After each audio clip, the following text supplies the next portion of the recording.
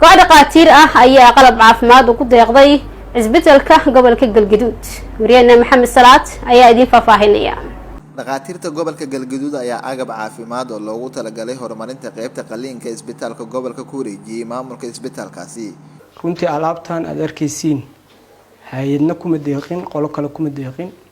waxaan rabaa in aad ugu mahad celiyo anagu ku hadlayo magaca Galgaduud Medical Forum isbitaalada magaalada Muqdisho qayb kamid ah oo runtii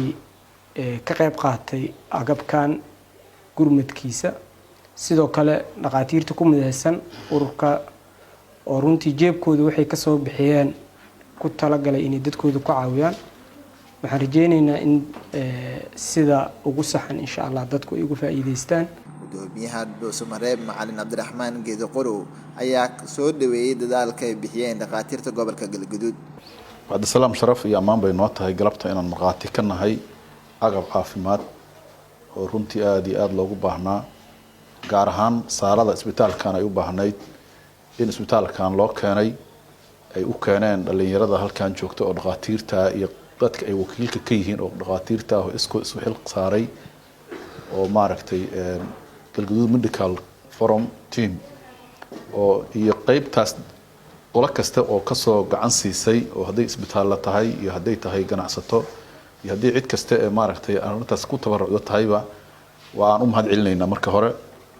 waxaan marqaati ka nahay arintaas iyo qalabkaas gudoonka la gudoomayo oo agaasimaha uu gudoomay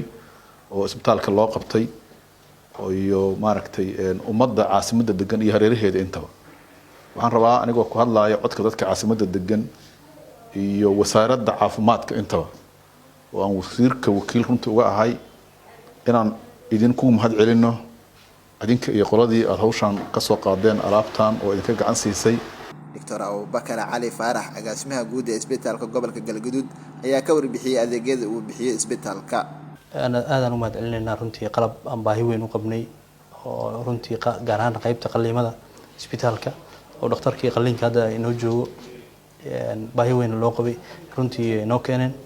aadaan ugu mahad celinaynaa waxaan ilaahay uga baryaynaa meesha ay ka soo bixiyeen in bedel khayr qabo si ilaahay siiyo insha Allah taala aadaan ugu mahad celinaynaa waxaan rajeynaynaa tan inaysan noqon